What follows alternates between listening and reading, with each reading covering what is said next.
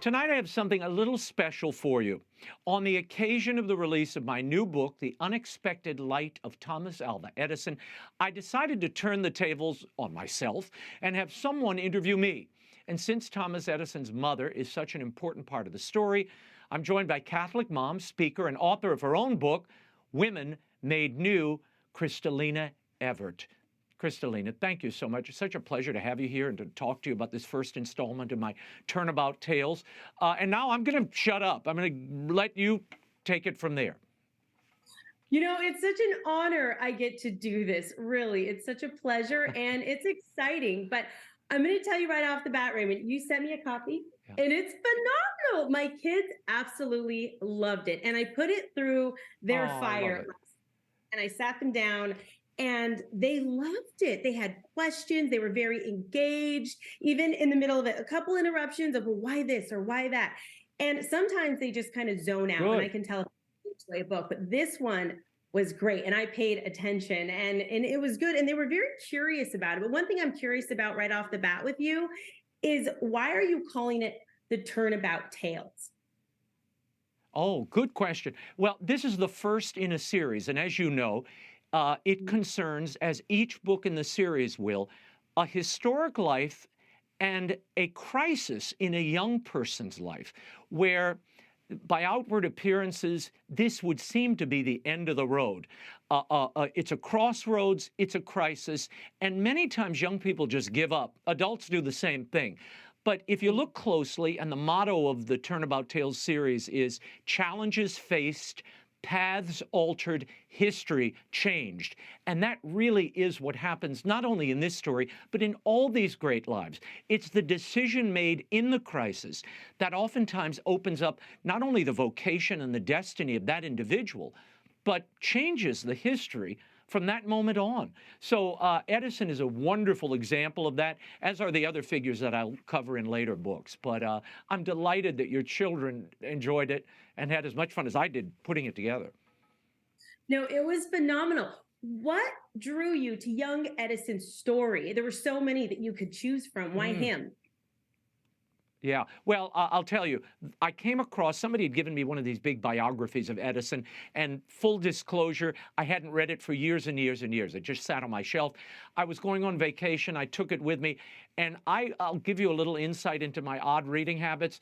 I think it comes from reading mysteries as a kid. I often read the last chapter first, and then I go back and forth. Well, I go to the end to see if, you know, if the squeeze is worth the juice.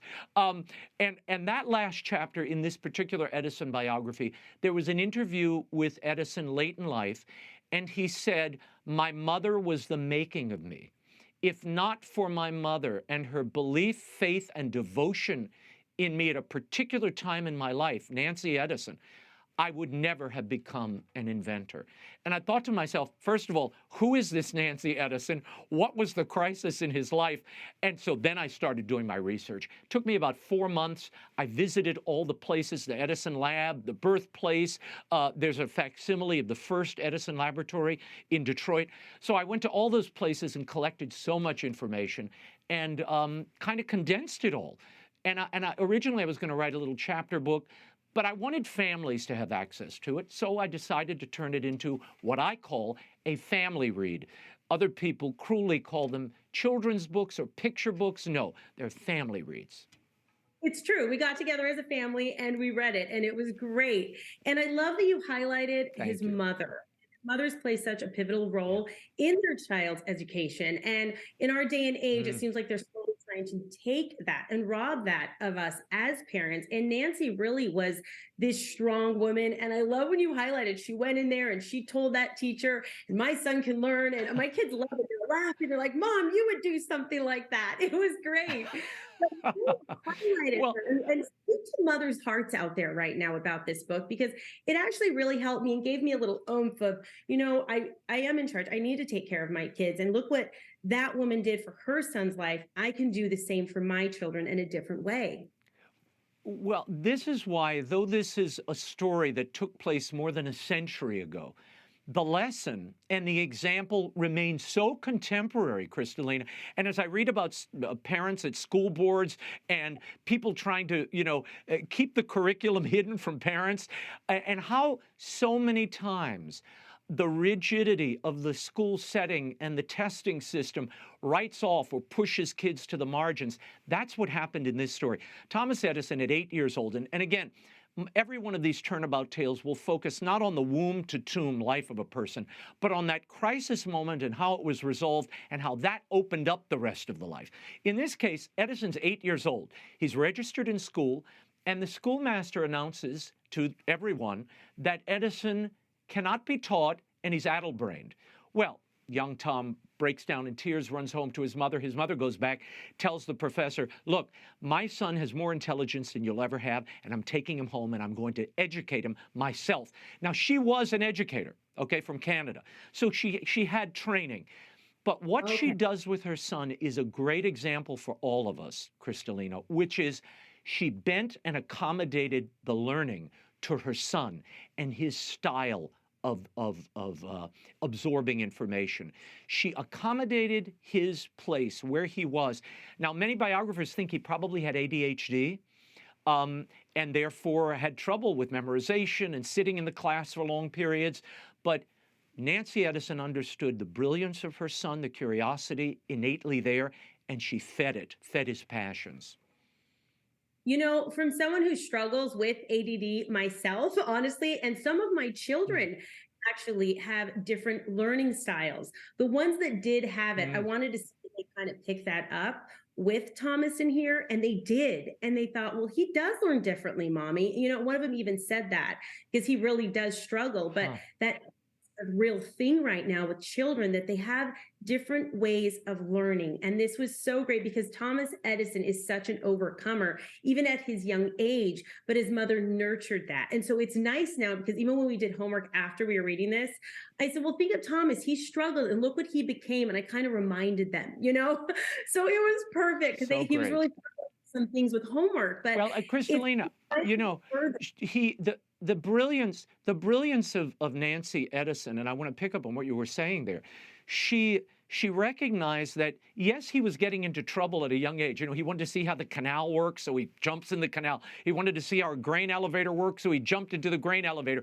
He wanted to figure out how honey was made, so he split a beehive open. I mean, he burned down the family barn trying to investigate fire. So he made some catastrophes, but she understood he was learning with his hands. And Edison said later, my mother taught me to learn with my head and with my hands. And I think all of us can profit from that. It's certainly how I learn. You put it on your body, you try it out, you get it on its feet. That's sometimes the only way to know if something really works or not. It was applied knowledge. And that really is the beginning of the Edison labs and the first research and development facility in our country. It came from Nancy Edison's training of her son. Oh, that's beautiful. And such an inspiration for mothers too, because I definitely carried something away after I read this book as well. Now, you made this character very relatable to a contemporary audience. How did you do that? Well, part of it is you find those moments that I think kids and me will find exciting and fun. I always look for the slapstick first because I think if you can keep people entertained, they'll stay with you for the story. So we see him doing these, bizarre and outlandish experiments at times. There are a few I left out of the book just because we didn't have enough time. For instance, one you won't find in the book. Edison realized that birds were eating worms, and he wanted to figure out how to make people fly. So he collected different worms, ground them up, and made a little girl next door eat the worms. Well, she didn't fly, but she got really sick. So, you don't want the kids doing that, so I thought I better leave that one out. No, that's a great one. But again, look at the mind. It's a great mind at work, even as a little child. And God bless that mother, Nancy Edison, who recognized it early, fed his curiosity, gave him science manuals alongside novels. And because he was deaf starting at 12 years old, which I didn't realize till I started doing the research, that allowed him to focus, hyper-focus on things in almost isolation. So again, two things the world considers liabilities, okay? ADHD and deafness were the blessings and the beginning of the world's greatest inventor. An important lesson, I think, for all of us. I think that is the biggest lesson to take away from this book, and you hit the nail on the head. This book seems like it would be an excellent Easter gift for everyone's children out there, right?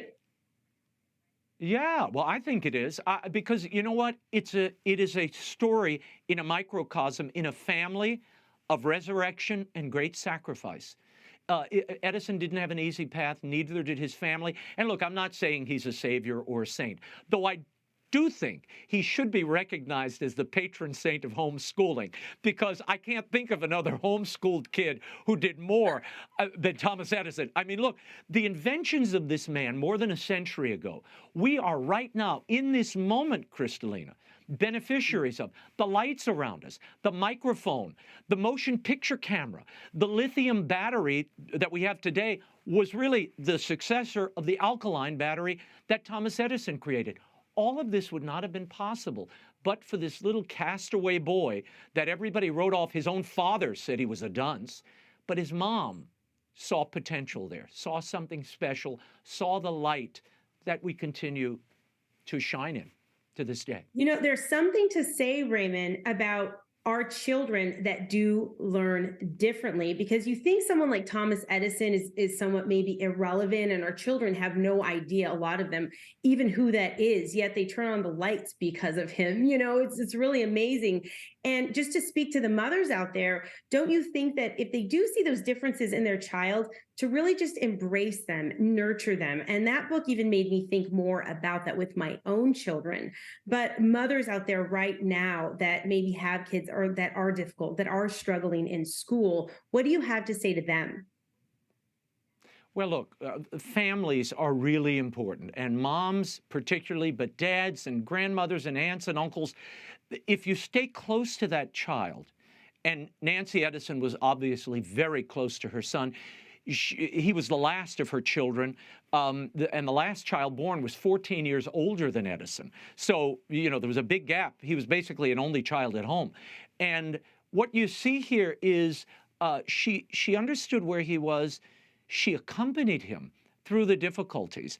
And look, I dedicate this book to my wife and my own mother because I watched both of them accompany their own children. And as you said earlier, every child is different. Every child, even in the same household, from the same parents, they learn differently, they see the world differently, they have different vocations and pursuits, things they're drawn to. Nancy Edison recognized that Thomas Edison was wondering how things worked, how the world operated. And she gave him scientific manuals that honestly are beyond me. You know, I flipped through the actual books that he had as a child in the archives, and I couldn't comprehend half of it. But he used this to create his own experiments. He created a telegraph from a neighbor's house to his own house and his own telegraph machine. You know, and that would lead later to the Edison Labs, where he continued to tinker and play. And he said that throughout his life. Every moment is play, none of it is work. And if you have that mindset, I think, not only as a child, but as an adult, your work will have a kind of shiny edge to it that I think attracts people. And it makes the work richer and better. And it will have its own uniqueness, right? And not to be afraid of that. Do you fear that we're losing in America stories like these that are so rich in teaching us such amazing lessons like Thomas Edison? Well, the whole reason I wanted to do this Turnabout Tales and start with Edison is because you have a historic figure that touches the lives of all of us, including children. So I thought it was a neat connector and a person they probably didn't know a whole lot about. But every moment, every bit of this series will remind people, I think, of the important historical foundations of the lives who went before and the lessons they left us. And we have to commemorate and hold these lives dear. And I worry that because of the test requirements, because of curriculum, we're losing what were once well-known American figures and worldwide figures. So this is my attempt to kind of do something positive and remind people that history affords us great lessons and things that we can take to our own hearts and create our own turnabout tales. That's what I'm really trying to do here. That's wonderful. And also it teaches us that they made mistakes, but they weren't afraid to make those mistakes. They were overcomers with the trials in their own lives and situations, Right. and that it doesn't matter who you are, your background, that you can be an overcomer in any situation right now. Thank you for writing this book, Raymond. It helped me, it helped my children. And I look forward to the other ones that you are going to come out with. Where can everyone purchase this book? And I just want to encourage all moms out there, if you have young ones or even up to 12 years old or a little older, they'll really enjoy and benefit from this book. So where can they buy it, Raymond?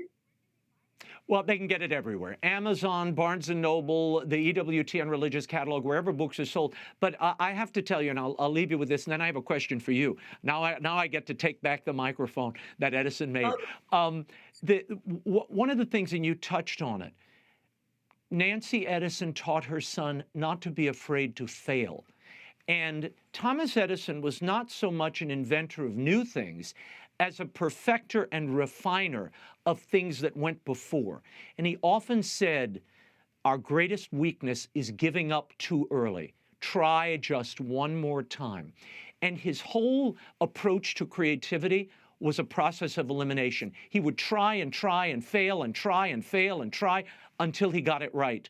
That's how he worked with that intensity. That's how we should live too. Don't be afraid to fail and learn with your head as well as your hands. Those are the lessons I took away from the book. Now, Crystalina, I have to ask you, you wrote a beautiful book, Women Made New, Reflections on Adversity, Transformation, and Healing.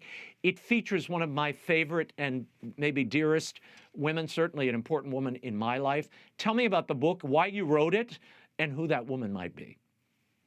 That woman is Mother Angelica, and she's touched both of our lives on such a level that I wanted to introduce my generation of women about her, but also that she is an overcomer as well, since we're talking about that. And she came from a divorced family. She came from a mess, and she overcame that.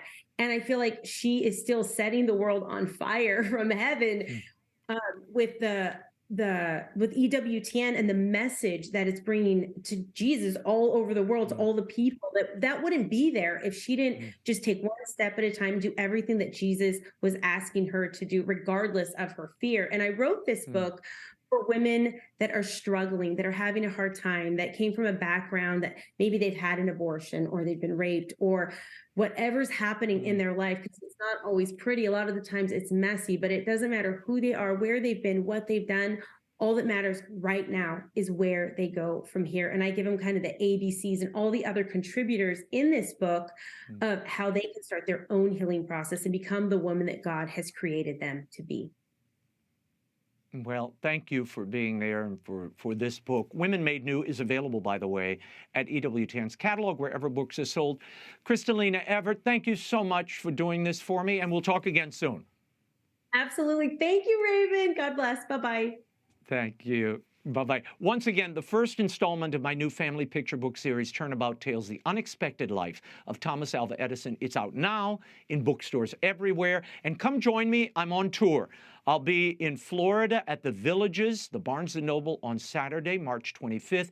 Jacksonville on the 26th of March. I'm in my hometown of New Orleans in Metairie on Monday, the 27th, and I'll be doing a special signing at the Reagan Library in Simi Valley on Wednesday, the 29th. I cannot wait to see you all. All the details are at raymondarroyo.com, and it makes a wonderful Easter gift. So I hope we all together preserve a bit of lost history and absorb these important lessons.